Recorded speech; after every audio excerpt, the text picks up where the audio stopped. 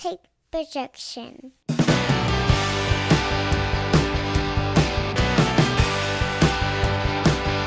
It's Friday morning, and you know what that means? It's time for another episode of the Alabama Slam Podcast. I'm your host, Corey Hanna. What's going on, guys? It's Patrick Akers. And we're going to get right into it. We've got a bunch of stuff to talk about this week. And the first thing we need to talk about is how fucking dirty they're doing our man's LA Knight.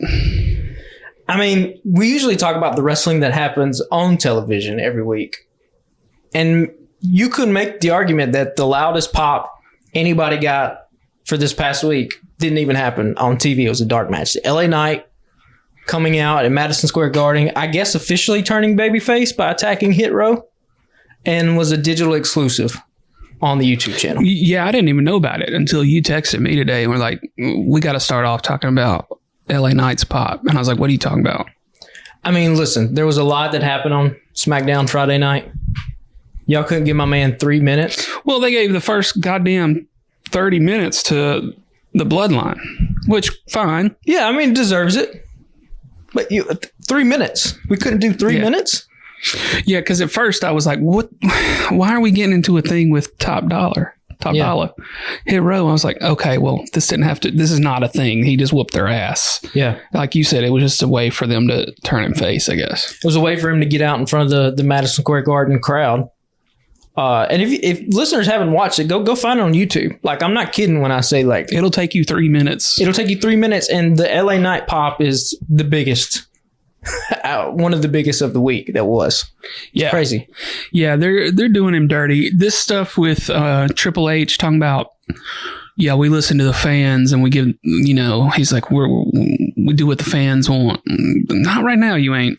So, tinfoil hat. Here we go. Could this be that they did this on purpose and put this on YouTube so that guys like me and you would say that they're doing our boy LA Knight dirty, so that he then gets even more crowd support when he comes out next time, because podcasters like you and I are like, oh, they still don't want to push LA Knight, thus making him an even bigger babyface than what he is. Well, maybe, but like, we talked last week about how Cody was the most over babyface in WWE, but I mean, right now, LA Knight is more over than Cody Rhodes. Well, there's similar pops for sure. Yeah, which is crazy because Cody has a history, right, of being in WWE. LA Knight, this rise has only happened for 4 months, 3 months. It's a very short amount of time. Since you and I have been doing this podcast, we haven't seen anybody rise up the ranks as quickly as what LA Knight has. Well, no, the match with Bray Wyatt, the Mountain Dew match, was his first real big match. Yeah. And you can go back and I'm sure if you listen to this podcast, we were like, LA Knight has a lot of potential, but I think I was probably shitting on him, if I'm being real. And I mean, the crowd really wasn't responding to him in this kind of way. I mean, it is night and day difference. It's crazy. The big question with LA Knight is, where does he go from here? Well, they did come out and say after Money in the Bank that they had plans for him. So that leads me to think there'll be some sort of something at SummerSlam. And then I've been seeing things too. I did unfollow the one place that kept pissing me off on Facebook all the time. I said I was going to unfollow them. I unfollowed them. But I've seen things that said, okay, well, there could be something big at SummerSlam. And then I've seen other things from, former wrestlers or execs or people going on podcasts and talking about he don't necessarily need a strap to have a big run, which is true. But I would disagree with that just because he is new to the audience. A guy like Cody doesn't need the strap to have a run he's on, but he also has a built-in history with the WWE audience. Yeah. LA Knight is brand new. I mean, he's been grinding. Eli Drake has been grinding on the indies and the Impact and everywhere else, even doing like Aldi commercials. Have you been seeing all the local? I was going to ask, that was one of my topics, was have you seen all the his the workout videos and the workout video? He was in like an insurance commercial. He's in a grocery store commercial. I mean, my man was just out here trying to get a check. Just full on with the hustle. The rent don't pay itself. It don't pay itself. But like that United States title is just dangling out there. Austin Theory's doing nothing with that title. Yeah. That seems like just an easy thing for them to pull the trigger on. Give LA Knight this United States title and see what he does. He'd be doing more with it than Austin Theory. Yeah, and I think Austin has a lot of potential going forward, but whatever he's doing right now, it's kind of getting stale a little bit. You can take it off him now, and it's not going to hurt him because he's 24. No. He's got plenty of time, right? Yeah. He's had a little run. Fine. That's cool. And you also have a built-in story there with LA Knight could come out and be like, look, I'm a self-made man. Nobody ever gave me anything. Here you are. You're the boss's chosen one. Like, you've gotten everything. I mean, that's an easy story to tell right there. Yeah. So I think that's probably where they go. That's probably what Triple H was alluding to. Like, hey, we don't want him to win Money in the Bank because, like, kind of like what we talked about. You probably don't want to take the belt off Seth anytime soon. And, you have an over babyface like Seth and then another over babyface like LA Knight. You don't necessarily want them going up against each other. So I think that U.S. title is just out there. That's probably where they go at SummerSlam. That seems to be the easy thing to do. Yeah, because we were talking about a couple things that we could end up seeing at SummerSlam, and I mean, they don't have anything in the books for Theory at this point. Yeah, and he was on this edition of SmackDown, right? Against like one of the Viking Raiders. Am I making that up? Somebody? No, that was that last week? Alpha Academy. Alpha. Yeah, that's a good question. I don't remember. It's just unmemorable right now. Yeah, that's part of the problem. It's not in my notes. Yeah, that's part of the problem.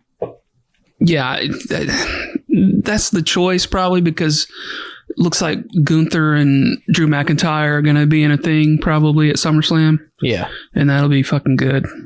So, yeah, I think we just solved the problem. There we go. Listen to us. Yeah. So let's move on. Like I said, we're going to do quick hitters because we got a Google Doc full of stuff here. Asuka, Bianca Belair, Charlotte Flair, and there was an EO Sky segment with all of them. It looked like EO almost cashed in. I thought we were fixing to get the cash in. And when we talked last week about how the women will go like 3 days and cash in. And she's held it for longer than any female has held the Money in the Bank. Also, how does that work? Because Bayley had the briefcase. So is Bayley allowed to cash it in? And is that why the referee didn't grab it from her immediately? Because there was if you go back and watch a segment, there was a delay where the ref's just not grabbing it. And Bayley's like, take it. So is that like some little rules there where the ref's like, I can't. Yeah, good question. I can't take it. Because I don't think you have her cash in. When she cashes in, it's going to be on a pay-per-view. It's not going to be on SmackDown, I don't think. Yeah. But I like this triple threat between Charlotte and Bianca and Asuka. It's shaping up nicely. I like the heel Bianca. Just because I think, we talked about she was kind of having the John Cena treatment going on. Where it was just kind of like the LOL Bianca wins.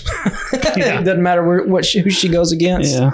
So now she's got a little bit of an edge to her, and it's cool to see. It's nice to see Charlotte. I think the three of those women will have a really good match, and you have to think that that's going to happen at SummerSlam too. By the way, so I totally skipped over the first thing in my notes because I just assumed that I had LA Knight first. So the trial of Roman Reigns started SmackDown, right? That was it. Yeah. 36-minute segment. Yeah, it's a long one. About 20 minutes in, I was like, okay, well, I'm going to keep a clock on this and see where it runs. And it ran to 7:36. And then after that, we got a recap after the break as Jimmy is being taken out via the stretcher and ambulance. So you just knew that, Jay would come back later on. Yeah, particularly when the main event was Edge and Grayson Waller. Yeah. And it came on at like an hour and a half into the show, and I was like, well, they're not doing 30 minutes with these two. Yeah, because normally with the main event comes on around like 8:43, 8:44 on SmackDown. It's usually about 15 minutes. Yeah. Entrances and all. So, yeah. I mean, listen, we come on this podcast every single week, and we talk about how awesome the Bloodline story is, how awesome Roman Reigns is. They just continue to make captivating television. I said it last week, man. We're going to be sad when this thing ends because this is an all-timer. I don't know where you put it in terms of the greatest stories WWE's ever told. I'm only 32 years old. I don't have the kind of... I wasn't watching WWE or WWF in the 80s, but... They didn't have... No. They didn't have anything like this. Since I've been a wrestling fan... The only story that I can think of, for me personally, that even comes close to touching this Bloodline Civil War is Sting versus the NWO. The only problem is with Sting versus the NWO, it ended like a damn wet fart. It was awful. All right. And if you don't know what I'm talking about, you go Google it. It was Sting and Hogan. Should have been the match of the century. There's a fast count. And it's, oh my God. I'm sure Conrad and Bischoff have a podcast on it. Go listen to it. Just ended awfully. You know, we've yet to see how they're going to land this plane with Roman and Jay and all those involved. I think it's going to probably end in spectacular fashion to where we really are going to be talking about this. Is this the greatest story that WWE has ever told? Yeah. I've got more notes. It says Roman's back in the ring with 7 minutes left. Jay comes back through the crowd. He and Solo get after it. He hits Roman with the chair, continues to whip Solo's ass. Jay is in the ring by himself at the end with the belt, looking pretty badass. And then Jay says that he's the judge, jury, and executioner. Challenges Roman to a match. So they're going to do Roman and Jay at SummerSlam. But if you'll go back at the beginning of SmackDown when they were all brawling, there was a moment where the title was laying in the middle of the ring, you know, and Solo was staring at it. And the Usos were kind of in other opposite corners of each other to where they were almost set up perfectly. Like, are they going to do a 4-way for this belt? Which I'm all for. Like, you have to think, we got to stretch this thing out to WrestleMania somehow. Yeah, I mean, there was the moment, you know, where Solo picked up the belt and was just kind of looking at it before he handed it to Roman. So, I mean, a 4-way at Survivor Series, Roman, Jimmy, Jay, and Solo for the right to be called the Tribal Chief, the head of the table, and for the undisputed WWE Championship. Give me that all day long. I'm down for that. I've seen some speculation online that, you know, they could just put it on Solo at the end of all this. I don't think that's the move. No, I don't think so either. Not immediately. I mean, this will end with Cody Rhodes being the undisputed WWE champion. I mean, at WrestleMania next year, right? I mean, that's what everyone is thinking. Of course, we all thought that last year at WrestleMania. We were all wrong. We didn't know this was coming, though. We didn't know that they had this in the chamber that we're waiting. And by the time we get to WrestleMania next year, we will have already told all this Bloodline story stuff. Like, Roman will be going into next year's WrestleMania in Philadelphia completely, no pun intended, solo. And you have to think Cody topples him at that point. But yeah, up until then, like, how are they going to stretch this thing out? Like, we have that question every week, and then they come produce great television week in and week out. So, I mean, I'm just along for the ride at this point. I'm enjoying every bit of it. Yeah, I mean, nobody was falling for Roman handing over the necklace to Jay. No. You can see the nut shot coming from a fucking mile away. But Roman's so great, though, because Roman's not wrong. Like Roman is the only one in that group that knows the pressure of what it's like to be a champion, right? He knows what it's like to stand in the middle of the ring and have an entire arena full of people boo you because they're like, you're not our guy. Yeah. He knows what it's like to be the one, making the towns as the champion, doing these house shows, night in and night out, doing media, like constantly being on the grind. And like he said, not only to support his family, but to support everybody's family, right? When he looks at Jimmy and Jay and is like, you guys are nothing without me, he's not wrong. He's not. I mean, he's not. I mentioned last week I didn't give two shits about the Usos before the Bloodline. That's what makes a villain character so compelling, is that when they are able to look at a situation and diagnose it correctly, it's just that their actions are what make them go sideways. You know what I mean? Like when Darth Vader's like, I want to bring peace to the galaxy. You're like, okay, well, that's an admirable cause. But then he's like, oh, but I'm just going to do it. I'm going to kill everybody. Right. Yeah. Or Thanos. I'm going to bring balance to the universe, but I'm going to snap half the people away and turn them into dust. It's like, okay, well, that's where it goes extreme. Right. So, like I said last week, that's what makes Roman such a compelling villain character. That's what I think makes him the best villain in wrestling history. And he just continues to just add to that legacy week in and week out. Yeah, let's move to Raw unless you've got anything else you want to cover from there, because we've got a lot to hit on Raw. No, because I mean, all of SmackDown was just the Bloodline. Yeah, I mean, that's all it was. More than half of it. I said 36 minutes, but then they did the little recap after the break, and then they had 7 minutes of stuff at the end. And they did the recap on Monday Night Raw. They ran it again. That's true. So, like, if you're missing this, they're going to show it to you. Yeah, you're going to find out. Yeah. So, Raw Monday night, Finn Balor says that Damian cost him at Money in the Bank. Rhea tries to make him be quiet so they can talk about it privately. Finn leaves the ring.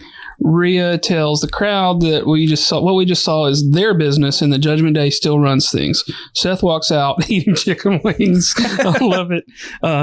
Says that he's there to see Judgment Day implode. Says that he's going to whip Dom's ass later and drops the mic and walks off eating chicken wings. I was laughing my ass this whole time. This is fantastic. Just fucking perfect. So you put, big question is, does this make the Judgment Day and or Finn look stupid? Why do they not have a plan? Yeah, that's what I'm going to ask you. Like, okay. And we hit on this a little bit last week. Everyone knew Damian Priest was in the Money in the Bank ladder match. Therefore, if you and I are in a group, okay, I'm wrestling the champion. You're wrestling for a chance to win a thing that allows you to cash in on the champion. Would you and I not have a backstage meeting where we talk about, okay, if you win, we're going to do X, Y, and Z. If I win, we're going to do this. Like, this either it makes the Judgment Day look weak, and it makes Finn in particular, I think, look like a complete buffoon. Yeah, you talked a while back about should they switch and make Ripley the leader, which I thought was a great idea. And then with her coming out and being like, hey, not out here in front of everybody. Yeah. That's more like a leader move than like anything that Finn has exhibited, right? Yeah, and we talked about this. Like, who's the leader in a group? It's the person that's wearing the title. That's the leader. Doesn't matter what title it is. That's who it is. And Rhea Ripley is the de facto leader of that group. Now, the interesting thing is going to be, is this setting up a potential face turn for Finn? Is it setting up a potential face turn for Damian Priest? I think we probably get babyface Finn Balor again. I didn't think about that. I've been just assuming that we would see Priest as the face. We'll see that. I don't know, but Finn is the guy that's left out in the dark, right? You even saw it. So after Rhea came out, told Finn to go to the back, they had a backstage segment where Damian kind of apologized, and when Damian and Rhea and Dom walked off, Finn was left looking confused like an idiot. Again, though, I would just say I think this thing is way more compelling of a story. And I know I have a soft spot for this guy. If Dominic Mysterio had the Money in the Bank briefcase, this story has a lot of really interesting angles they could take. Yeah. Because nobody buys Damian as a world champion, right? But he's got the briefcase. That makes him dangerous. Plus, he's got Damian and Finn on his side. So Damian and Finn you could potentially set up even you wouldn't do this, but like a babyface Dom turn, where Dom wins the championship by the help of Damian and Finn, and then they sucker him into giving him the first title shot, and this is a bad idea now that I'm saying it out loud, but like, I think if Dom is the one holding the briefcase, it's way more interesting. Yeah. So I do have a note about they were going to do Dom versus Seth. Judgment Day gets involved before the bell even rings, and Sammy and Kevin Owens come out to help Seth. Yeah. So then that sets up at the end Judgment Day versus Seth, Sammy, and KO, which was fun. Yeah. Dom sold the hell out of the stunner from Kevin Owens. I laughed so fucking hard at that. Kevin Owens, again, the only man who understands the rules of wrestling and what you are and aren't supposed to do. Yeah. Continues to be upset because people are breaking the unwritten rule of no one says your name. You cannot come in here until we say your name. Then you can walk in. And then you just happen to be standing there. Yeah. Yeah. He's great. I also love they've done this quite a bit in WWE now in recent months. And it's such an old school move. Like, a babyface is getting beat down and like other babyfaces just come out to make the save. It used to be like, there'd be a good guy getting beat down in the ring and you'd be like, damn, this dude has no friends. Ain't nobody coming out to help him. And now it's like, okay, I mean, Seth and Kevin and Seth have had their history with each other, right? But everyone has a common enemy against the Judgment Day. So now they come out and, classic little babyface thing. That used to happen in NWA all the time. But, yeah, I love it. Yeah, you gotta love it. I texted you totally off topic from Raw, but I texted you the other day. I ran up on clips of Kevin Steen versus El Generico in the Mask versus Leave Ring of Honor. Yeah, man. I'm going to have to buy a Ring of Honor subscription for a month just to find that whole match.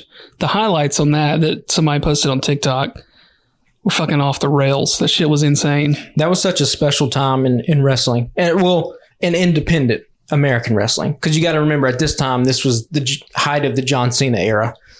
Really wasn't a lot of compelling stuff happening in WWE. I think CM Punk might have been kind of around this time, maybe. But no, you go back to Ring of Honor that time. Yeah, Steen and Generico. This is also Steen and Generico. That's kind of after the moment where like a lot of the big name Ring of Honor guys had already left, right? Danielson had left. Tyler Black, a.k.a. Seth Rollins, had left.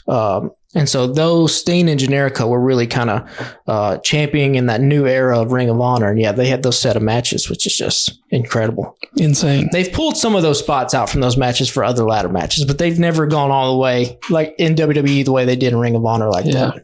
I mean, I didn't want to get us off too long on that, but I just needed to bring it up because when I texted you the other day, I was like, I gotta seek out this whole thing. Yeah, it's wild. So the last note I have about Raw is that it looks like we're going to get Cody and Brock for a third match, which I assume will be SummerSlam. Yeah, it's got to be. Is there a stip for this match, though? I don't think so. I think he just was like, hey, rubber match, we got to do it. You got to put these dudes in a Hell in a Cell. You got to. I don't think they might get there. They haven't said yet. But I think the Hell in a Cell should be Cody's match. Coming off the injury of the pec. That's what made him so iconic in this new run. That has to be the match that he has where he's like, okay, we get inside here, I'm taking you out, and we're done with this thing forever. So that's what I would do. Whether or not that's what they do, we'll I guess we'll see. Yeah, I mean, that seems like that's because you have to think choice. Cody wins this, right? Sure. Because I don't foresee a reason why Brock would go over. Especially if you have plans for Cody, main eventing WrestleMania next year. Yeah. So let's switch gears to AEW, and we'll start with Collision on Saturday night. I've seen a lot of discussions this week online about the fact that they sprung for a licensed song instead of the generic, like hard rock, low chugging fireworks, pyrotechnics sort of thing that Rampage and Dynamite do. And they did the Elton John song, and a lot of people were loving it. What I found interesting was that Punk came out while Saturday Night Is All Right for Fighting. Yeah. And it was like 20 seconds outside, when he was out, still running around the ring, I think outside the ring. I was like, okay, well, normally you want to hit their music so that you get that pop. But I don't know. It was just something that was different. It felt different. And I don't know if they did that purposefully or what, but I don't know. I just thought that it was interesting and that it should be noted. I mean, Cult of Personality is a cool song. But if you got Saturday Night's All Right for Fighting, you just can't turn that off in the middle of it and start playing Cult of Personality, I don't think. You got to let Elton John keep on rocking. Come on, like, you can't cut him off. That's true. Nobody cuts off Sir Elton John in the middle. So Punk comes out. Maybe that should just be Punk. I know Cult of Personality is so like iconic for Punk. Why not just do Saturday Night's All Right for Fighting as Punk's song? Well, probably doesn't work as well as an entrance song. Yeah, my other note was that by them doing that, it was them leaning into the fact that this is Punk's show. Oh, well, yeah. I mean, that's without question at this point, right? It's Punk's show. Is that he can come out to Cult of Personality or he can come out to Elton John. And he seemed pretty over, like I know he's gotten some boos here and there, but that's important to note. So it's going to be cool to watch as Collision keeps going forward and he goes to these different buildings in these different cities, how the crowd responds. Because you're right, Saturday night was a lot of heavy cheers for CM Punk. Now, well, and also they bring him out, and then he comes back later for his match. AEW hasn't done a lot of that. Like typically, you don't see the person until it's time for their match. Right. You sure don't see them at the top of the show. Yeah. And then in the final match, right? In the headliner. So main event. I just thought it was an interesting choice. But that, I think, is what has made Collision, honestly, since it's been on television, a better show than Dynamite, because it's not that necessarily the roster is smaller, but the scale of the stories they're trying to tell are way smaller. Because let's think about Collision. The stories they're only telling right now are CM Punk, whatever he's involved in, FTR versus Bullet Club Gold, Andrade versus House of Black. That's really it that they're telling on Collision exclusively. Yeah, they're featuring Miro, but there's no real story He yet. just comes out and was like, who gives a damn about my hot double-jointed wife? I'm on a rampage against God. Yeah. I don't know who the hell he's going to fight. I guess we'll find somebody. But really, the whole show's revolved around 3 stories, and that's it. And it's made the show really lean. The show flies by, and it's narrowed its focus a lot. And the way that if we look at Dynamite, well, on Dynamite we have damn Hook and Jungle Boy doing whatever the hell they're doing. You got Chris Jericho. You got Blackpool Combat Club and the Elite.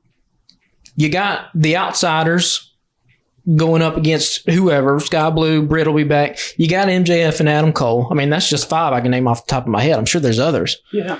So, like, Collision is just because it is Punk. And now, based off an interview Malachi's given, he said House of Black, or at least him exclusively, Malachi wants to be on Collision. So it limits your choices. And that's actually been a good thing, I think. That's why I think Collision has been a better show. Yeah, you mentioned a week or two ago that you thought that you could see it becoming the A show. And I was thinking about that earlier when I was walking the dog. I was like, for my money right now, I mean, we're only, 3-4 weeks in? Like, yeah. It's more entertaining for sure. I think cohesively it's a better product. Yeah. I still think in terms of like through WWE and AEW, I think SmackDown is still the better show out of all of them. But again, we look at SmackDown. What stories are they really telling on SmackDown? The Bloodline. That's it. The whole show revolves around that.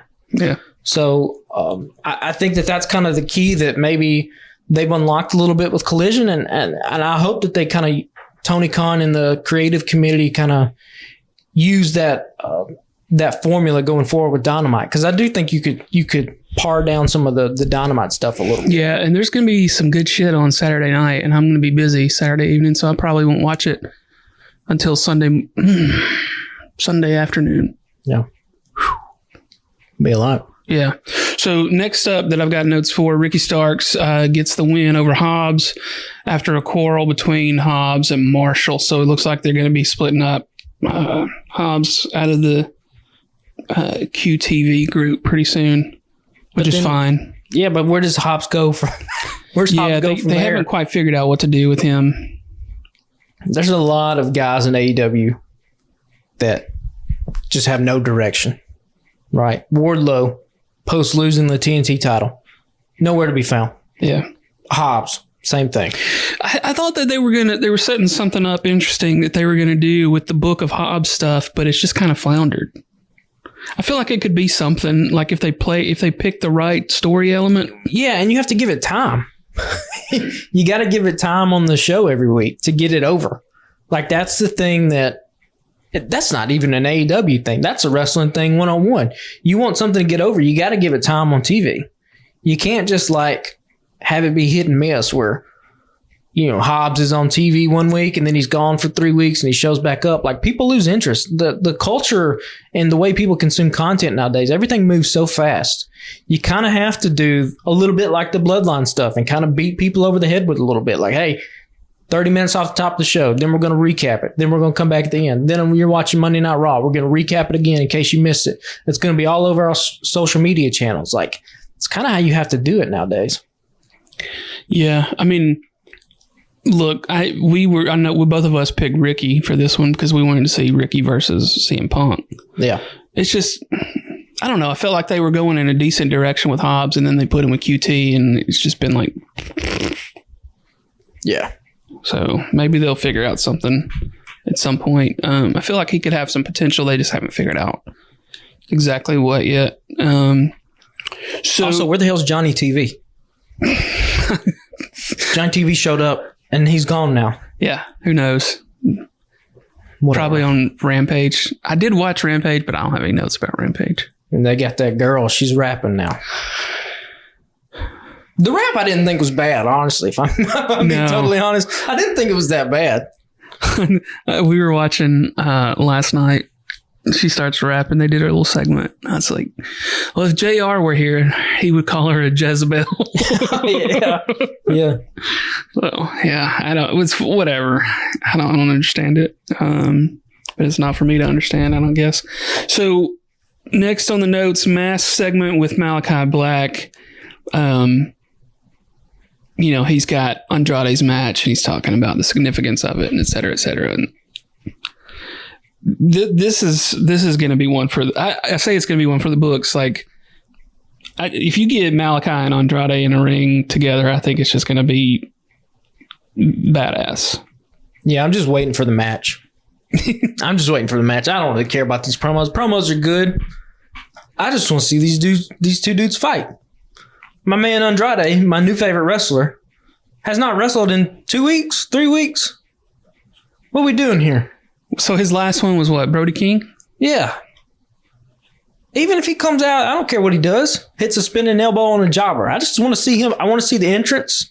I want to see Andrade strut around the ring, hit that damn back elbow, 1, 2, 3. I'm a simple man. That's all I want. I don't need Andrade in the back, although his promo skills, listen. For Andrade to have English as a second language, I know it's not supposed to be funny. Let me say that. But Andrade has a swagger and a charisma about him, even in these one-liner promos. It just puts a smile on my face. Okay, look, we talked about this a couple weeks ago. You talked about his look, his in-ring, everything. Put him in a suit backstage, and he just slowly takes those sunglasses off and folds them. Everything about it, and he's just talking. He's real slow and deliberate. Yeah. Like you said, English is a second language. So when sometimes people get a little in over their heads, right? I feel like with him, he's just taking his time. He's tranquilo, baby. Tranquilo, baby. Tranquilo. That's all he is. That's what right. He is. I love it. And then he goes out and he beats ass in the ring. And looks fucking amazing. So this match would be a banger between these two. I just want to get to it. I don't know when they're going to get to it. Probably All In, I guess. Do they stretch it out that long? It's down August 27th. Jesus Christ. Yeah, I don't know if I can wait that long. Come on, man. Yeah. Because you've already burned through the House of Black. I mean, he ain't going to fight Julia. Let him fight Julia. Let Julia eat a back elbow. You can do it on Fight Forever. If you got Fight Forever, you can do the men versus the women. Why can't AEW be progressive and let Julia eat a back spinning elbow real quick? I mean, GCW does it. It's good enough for them. Yeah. We'll get to the winner. Well, no, wrong match. Sorry. Don't know where I was going there. So next on the notes, FTR versus Bullet Club Gold. And then my notes just said, can we run this back every week? So then I said they announced 2 out of 3 falls next week for the championship. And you said the whole match was just a throwback. Not any huge complicated spots. There were no dives, just good classic tag team wrestling. You could have ran this match in Tupelo in 1988 and it wouldn't have looked out of place. Yeah. You could have put this anything, any area. 1979, 1982. You could have run it in down Madison Square Garden. You could have run it down there in Dothan, Alabama. Like, wouldn't have mattered. Good, old school, classic tag team wrestling will always get over. There is a magic to it that when you get 4 guys like this that just know the formula and are just all of them are just fantastic in the ring, you create amazing matches. And like I said, no dives, no huge spots. If I asked you to even remember a spot in that match, you probably can't remember one. There were really good sequences. Yeah, I didn't make any notes. I don't typically make a lot of notes on those spots unless something's really funny. But nobody's doing a 630 right out of the ring, right? Right. They're just, it looks like a fight. Looks like these 4 dudes are struggling to get the win. Well, and there was a lot of drama in it too. A lot of, is like 2 3/4 of a count, right? Yeah, and you get the heels are getting real heat. And they're building to that hot tag, right? That's all tag team wrestling is. You build to the hot tag. They were building to it. This is the first time I've seen Jay White consistently. I've watched some matches here and there. That dude's better than what was advertised. He is phenomenal inside the ring. Our most popular TikTok right now, we're on TikTok, y'all, at Alabama Slam Pod.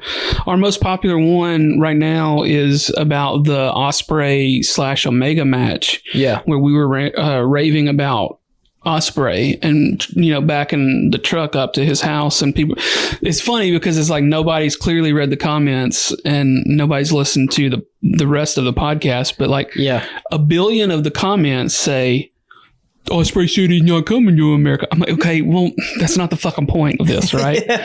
But there were a couple people that were like, I mean, we already got Jay White, and just fucking put it on him and let him run with it. Like, he's the same age as Ospreay and just as good in a bunch of different ways. Yeah. I mean, listen, I think AEW's got one. He's a dude. He's a star for real. Like, I jokingly have said about Jay White that he's everything we wanted Adam Cole to be. I don't think I'm entirely wrong in that kind of critique of Adam Cole and Jay White. Like, similar builds, except Jay White is shredded completely, like long hair. Jay's a great promo. And you also got him with fucking Juice Robinson, who is just putting a fucking mic in front of him, right? Juice continues to just be entertaining as hell. And then you get them across the ring from FTR, who are probably one of the top tag teams of their generation, if not the most, the best tag team of their generation. These 4 dudes they made magic, right? It's a little bit like, I kind of like thinking about wrestling in terms of other things. This is kind of be like if you just got 4 really good musicians. Like, we're just going to get in a room and jam, And because they're so good individually, the collective art that they make also becomes good. So, and what's even crazier to think about is, right, these guys really, because they knew this 2 out of 3 falls match was coming up, they kind of held back a lot of stuff. So what the hell is this 2 out of 3 falls match going to be? Yeah, like? So we get that Saturday night. Yeah. We get Punk versus Starks. Yeah. Ruby versus who's in the other bracket? Oh, I don't remember. And I was excited about it. Anyway, ignore that part, y'all. Saturday is going to be fucking great. And they've only announced one match for Battle of the Belts at this point, so I don't know what the other ones are going to be. Yeah, that's another thing. 3 hours coming up Saturday night of live wrestling. Here's the thing, like, do they let Bullet Club Gold win the titles? I don't think so. But yeah, I don't think so yet. If you're in the writer's room, you throw that up on the board, like, okay, what happens if they win? Where does the story keep going from here? But man, this was fantastic all the way around. Just classic. Like I said, it's an old school throwback. Yeah. Gotta love it. So last up for the collision that we're going to talk about is CM Punk versus Samoa Joe. Would have been 18 years since the last time they squared off. Yeah, and it kind of looked like it was 18 years since they squared off. Listen, the matches they had back in the day. Okay, you talked about the Generico Steen stuff in Ring of Honor. Also in Ring of Honor, you had fucking Punk versus Joe. And we probably should do a podcast episode about this at some point. Like, what happens if Samoa Joe goes to WWE and CM Punk goes to TNA? People tend to forget in Ring of Honor, Samoa Joe was the bigger star. Now, obviously, Punk eclipsed him, right, from the WWE stuff. But, this looked like 2 older guys. But that was kind of the appeal of it, right? Like, they didn't try to wrestle like they would have when they were fucking 26 years old. It looked like 2 older guys going to battle. So that was kind of cool. But yeah, having seen the Punk versus Joe matches, and they had some callbacks, but it was like, oh yeah, you can tell it's been a minute since y'all squared off. So do you think they go Punk or Starks for the Owen Hart title? It probably is going to be Punk, right? But Punk could be like, fuck it, I don't want to do it. Give it to Ricky. I mean, in theory, that's a good way to, thank Ricky for what he's done the last couple years. There's that. Right? Yeah. Because they haven't put a title on him yet. I mean, you don't want to count FTR. Yeah, the FTW title wasn't a real title. And Ricky had that run here earlier this year, or was it late last year in December against MJF? Yeah. And Ricky has the potential to be a top guy in a company, I think. So, yeah, it'd be cool to see what direction they go with it. Also, what's the crowd response going to be like? Because basically it's been 50-50 whether he gets booed or cheered. Yeah. Yeah, it's going to be... and people love Ricky. Yeah, the people love Ricky. Ricky loved the people. Ricky loved the people. Listen, Team Ricky, we've been established a Team Ricky podcast. We have a very, not to pat ourselves on the back, we have a very good track record of picking people at the beginning that then get over, like Rover, a couple months later. Our best is probably Jamie Hayter. That was all you, because I was not on the hater train. I have been a hater my whole life. I've been singing the praises of that woman. I'm so sad she's off TV, but you have to think she's going to make a comeback at All In against Toni Storm, and it's going to be glorious. She's the best women's wrestler in the world. Anyway, we also picked Ricky Starks. We've talked extensively about Eddie Kingston. Yeah. We told y'all Wardlow wasn't going to be anything. And I don't know. I think I was on the Wardlow train for a little bit. I bought the hype. Wardlow has the same exact, and I know I'm going on a tangent. We'll get back to Collision. Wardlow has the same problem that Ricochet has, which is there's nothing there. Like, they're good in the ring. They got a look. They get on the microphone, and it's just nothing. Yeah. Ricochet had that standoff against Logan Paul Monday night. Logan Paul's been doing this for what? A cup of coffee? Dude looked like he was the absolute megastar and has been doing wrestling for 20 years. And Ricochet just gets on microphone. Nothing he says sounds believable. Wardlow's got the same problem. There's a lot of dudes in wrestling that have that kind of problem. Anyway, that was a tangent. But yeah, CM Punk's cool. Did you? And again, if the dirt sheets are to be believed, did you see the rumor that Punk offered to be the fifth man of Blackpool? I saw that, and I'm not gonna lie. I was sitting there watching it last night. Like, okay, what if this really happens? I mean, first of all, if that story is true, that's absolutely hilarious. Because it was probably a situation like this where he's just in the back at catering, right? Tony walks in and he's just probably like, "Hey, Tony, who's the fifth member of Blackpool Combat Club? I'll do it." Like in front of everybody. Yeah, just hey, fucking let me do it. It's hilarious. I need to figure out where these clips are coming from. Just on while we're talking about Punk, there was TikTok the other day. It was Punk, Britt, and I don't remember who, Christian Cage, and somebody else in the car, and they were singing Cult of Personality. Oh, that's cool. Have you seen that? I haven't seen that one. No. And they got to the part about Mussolini, and Britt's like, "Who's Mussolini?" Oh, God. And Punk was like, "This is what's wrong with our country right now." And then there was another one today of somebody else in the car that was funny. I don't know where those are coming from, but I would love to see more of them. Yeah. That's kind of shit we were talking about. Like, they need to put a camera following Takeshita. Yeah. And just make that it's just easy content. Yeah. You don't even have to think about it. Yeah. So let's move to Dynamite. The first thing I made notes on was the MJF Adam Cole segment. And you said MJF is going to be a damn megastar when it finally happens. The chemistry between him and Cole is great. And the cutaway shot of Roderick in a neck brace watching the TV with a pure look of disgust in his face has to be a new meme template. My only complaint about that pre-taped segment last night was that it felt stale. They needed another director, right? Yeah, I mean, there's something to be desired production-wise there. Yeah. They need to bring in somebody with a storytelling background other than like the cameraman that's used to filming live events. Yeah. That was really the only thing that stood out to me. Yeah. I thought it was funny as shit when he was like, "Okay, but I'll wear the shirt, but you got to do what I want to do. Yeah. And then it's them playing fucking Fight Forever. I thought that was hilarious. And speaking of throwback wrestling, how like people were just fucking going over for a body slam, right? Dude, it's great. That's what I'm telling you. Listen, when MJF becomes a babyface, the dude is going to be money. He's already money. We talked about this before with MJF. I'm dead serious when I say this dude has the potential, and it seems like he has the drive to be the greatest professional wrestler of all time. I mean, he's got everything. Everything. There's not a single thing in wrestling he does that is not exceptional. He is exceptional in the ring.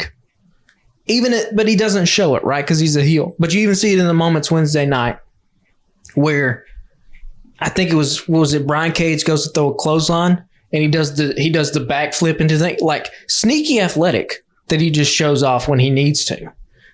On the microphone, I mean, Jesus Christ, we already know how good he is on that. And then just the wherewithal to know, like, okay, this is what corny baby faces have always done. And I'm going to do it, and I'm going to corn it up even more to the point to where they honestly are the most entertaining tag team in wrestling right now. Yeah, but he's still got that edge of being a piece of shit, you know, coming back to the bar, like zipping his pants up right in front of the fucking bar. Yeah. After he'd been with those 4 women. But it's just like, it's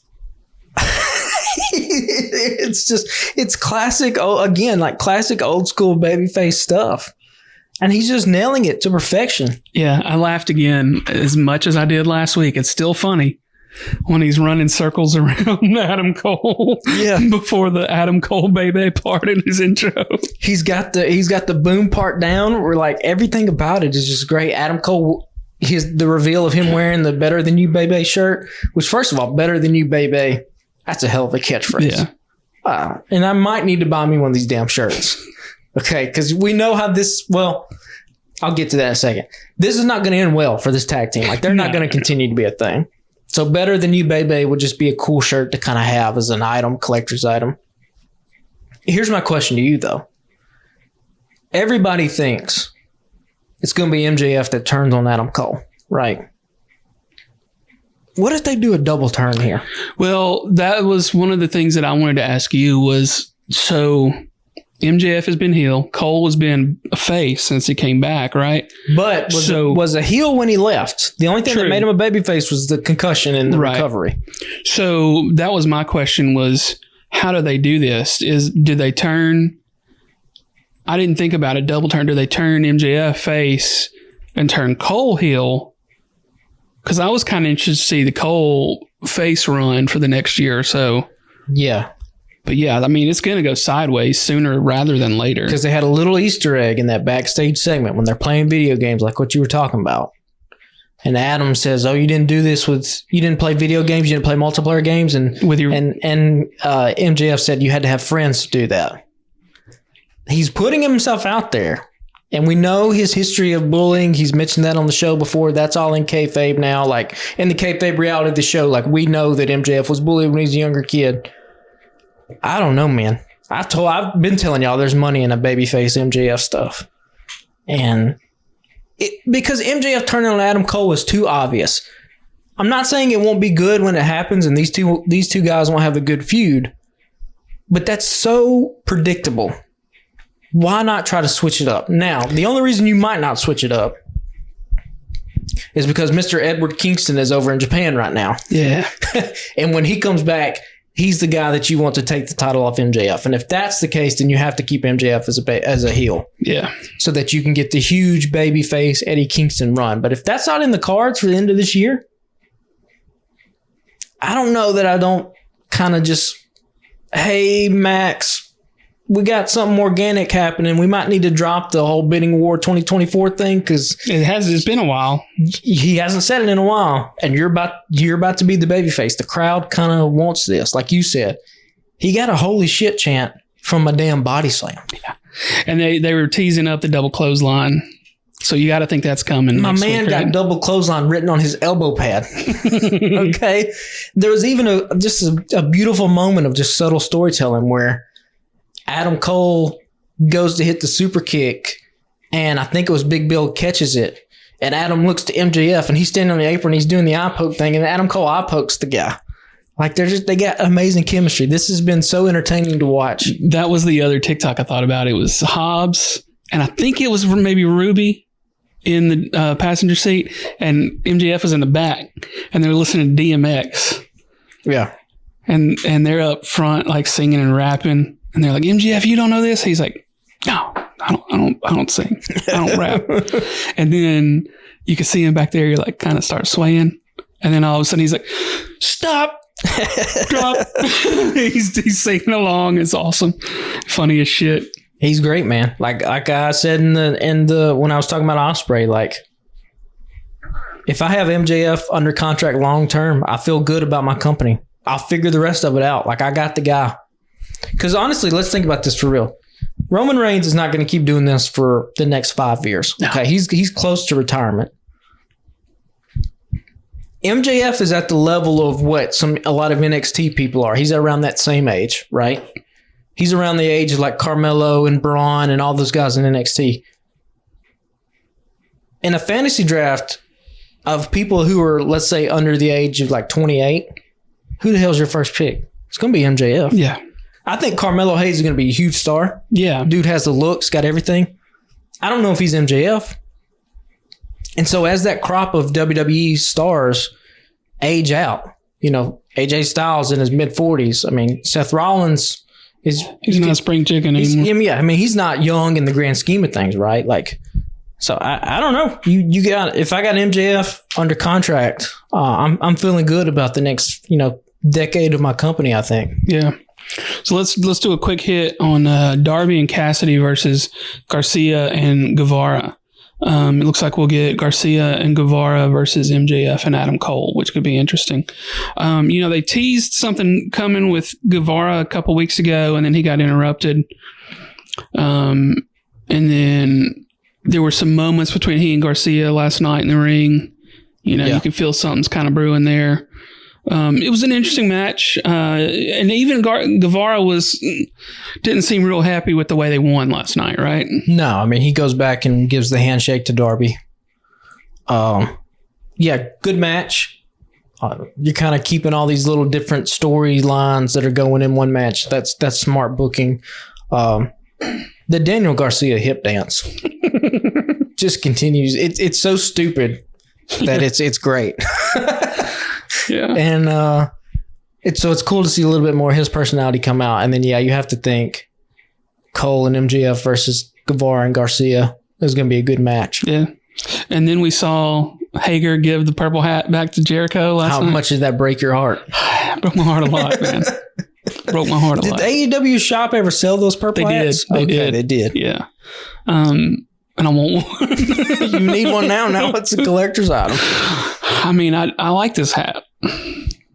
What's the angle with Jericho and Callis?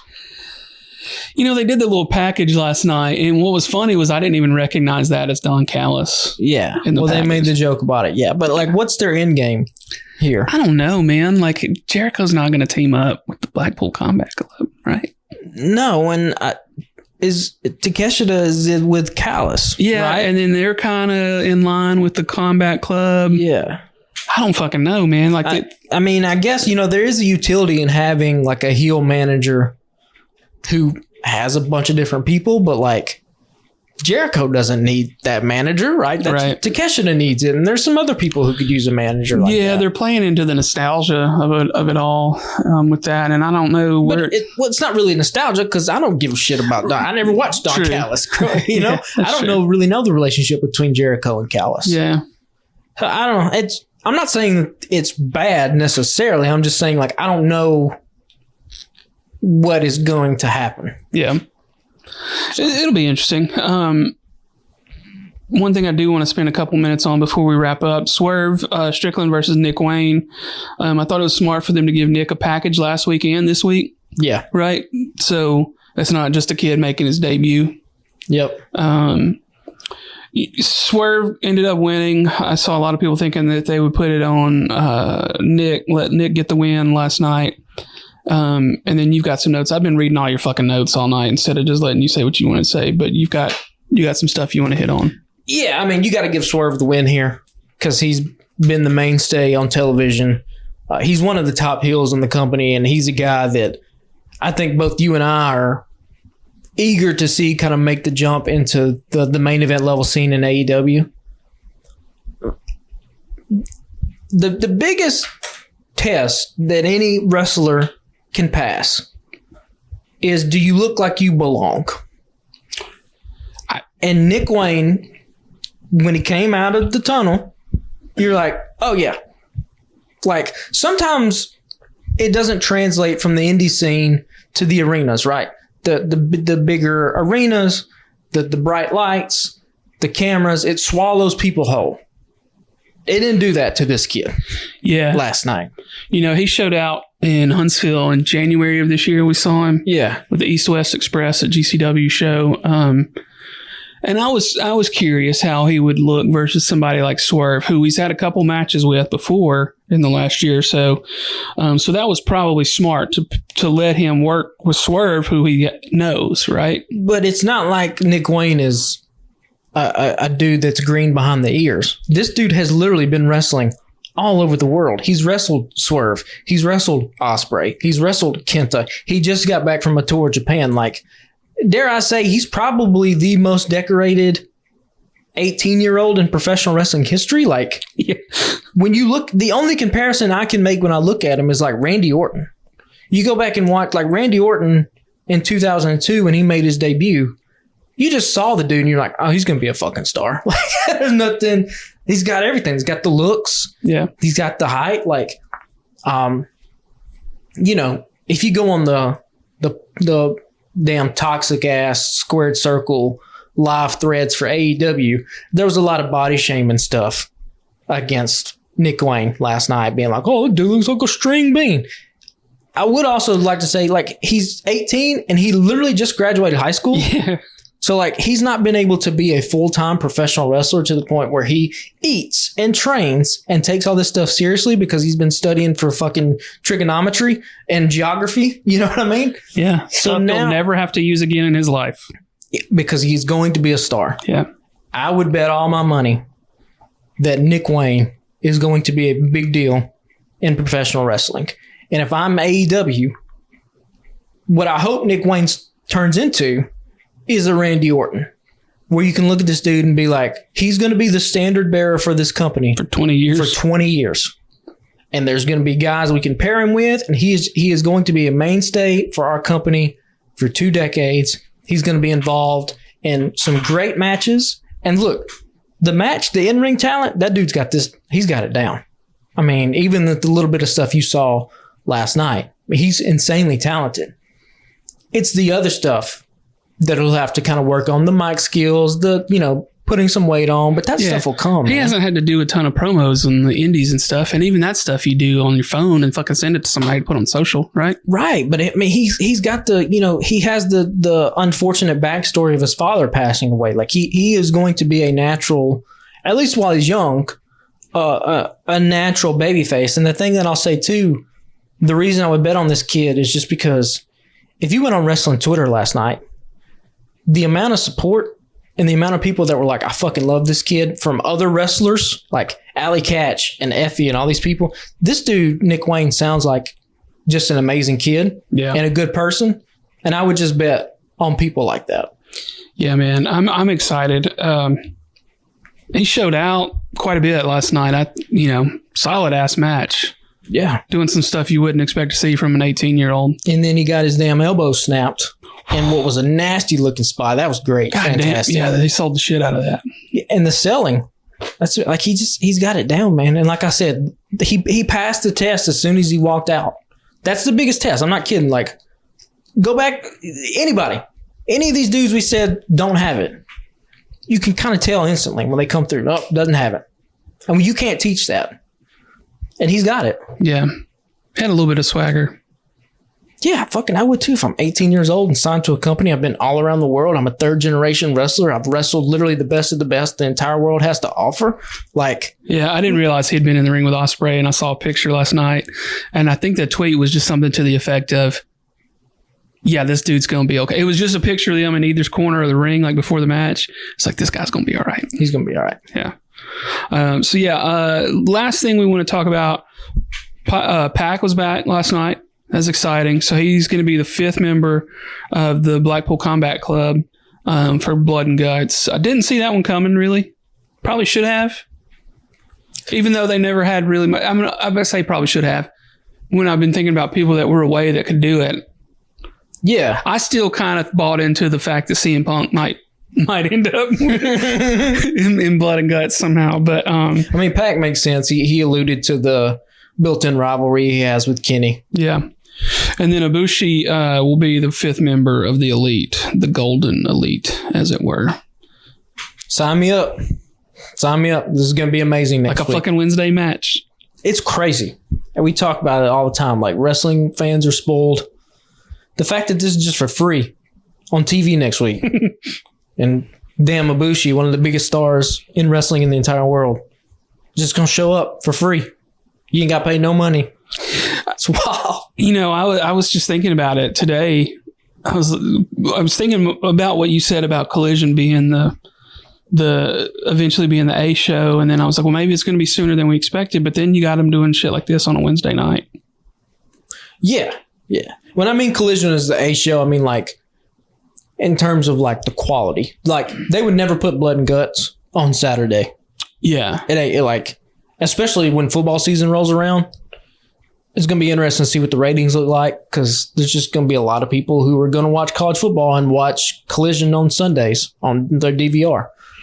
So the big time matches like the Blood and Guts, that'll still be on Wednesdays. But I think in terms of quality, week to week, Collision has been so far, and I think will be going forward just a better show. Yeah. But I'm ready for the spectacle of Blood and Guts with damn Ibushi. If you've never seen a Ibushi match, you can go on YouTube, but you can also go on the WWE Network. Cruiserweight Classic from maybe 5-6 years ago. Ibushi was in there. I mean, he looked like $1 million then. He looks like $1 million now. Yeah, it's exciting. Do they sign him to a full-time deal, you think? Or is this a one-off?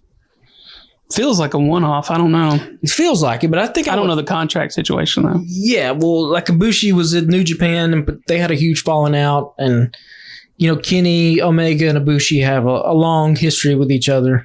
There's some pretty fantastic breakdowns of their two careers intertwining with each other on YouTube that you can kind of look up. Apparently, there was a lot of like fan fiction from Japanese girls back in the day of like Omega and Ibushi being together, but you can find that stuff on YouTube if you want. I think I'll probably pass on that. It's pretty interesting, man. to watch the levels of like the Shield had the same thing. You weren't watching WWE at the time, but like, yeah, there's a lot of like really strange fan fiction of like Dean Ambrose and Seth Rollins and Roman Reigns like all being together, and there were like different offshoots. Fucking wrestling fans they're weird, man. But I'm excited as hell for Ibushi. Yeah, man. I mean, I think it's gonna be. I mean, you could put the 4 of them in there together and it would be fun. But now you've got the added value of him and then Pac in the other corner. Yeah. Who wins? And do we get the payoff of Kenny getting his hands on Don Callis at the end, like he promised last night? Is Don Callis going to take a bump off a cage? No. I think I would think about it if I was in that room. You know what I mean? Like, hey, we should put this out here. All right. He might be a little skittish after the gash that's currently in his forehead. Oh, yeah. From just a damn normal looking forearm smash that went a little sideways. Yeah, I don't know. I think that didn't he hit something on like? Yeah, he smashed. Yeah. So yeah, man. I mean, there's a lot of wrestling happening every week, right? You know, like Collision looks fucking great. It's fun. Dynamite has been better the last couple weeks. I feel like SummerSlam is August the 5th. Yeah, I mean that's a couple weeks away. August the 27th. Yeah. All Out is literally the next week. So, this is a thing we didn't talk about yet. the Warner Brothers has been like, hey, we want y'all to do more pay-per-views, right? That was just some news that got broke. So Fightful posted that yesterday, and it looks like they're wanting to see more pay-per-views. And the rumors, because they didn't mention this, but the rumors are that it would be through Max, right? Because they're not going to expect people to pay $50 more than 4 times a year. I can't. I fucking can't either. I can't. That's $600 a year. Yeah. I cannot do that. So that would be cool because we notoriously hate the fucking Bleacher Report app. There's that. Yeah, that's number one reason. Yeah. That would be ideal. And, you know, if they're the ones that are putting up the money for all this shit and are like, hey, we can make this happen, then that's a way better deal. And maybe they could buy them out of their Bleacher Report deal. Well, and number 2, you have to think about I don't know how many people subscribe to Max. It's probably a lot larger number than what watch AEW week in, week out. And so that's something too. Then all of a sudden you got new fans, right? You got people who are bringing on their Max app, and there's fucking Hangman Page and Kenny Omega on the front screen. You're like, well, what's this? Or you get a kid that, you know, randomly clicks on it and starts watching it. So yeah, I mean, I pay for Max every month, so I'd welcome it. Any money that I don't have to get a fucking Bleacher Report and their shitty fucking app, I'm for. Well, and there's a lot of, like, you know, for these streaming companies, there's a lot of benefit to having some type of live programming on the service, right? Amazon, prime example. What do? They go out, they partner with, I think, NFL. The NFL, Thursday Night Football, and then I think they have some baseball on there. Apple TV goes out and gets Major League Soccer. You can watch MLS on Apple TV. Like, you know, for these streaming companies to kind of diversify what it is they do. And AEW would be an easy thing to get into because, you know, it has a built-in fan base of, you know, 700,000, 800,000. 4 years worth of content.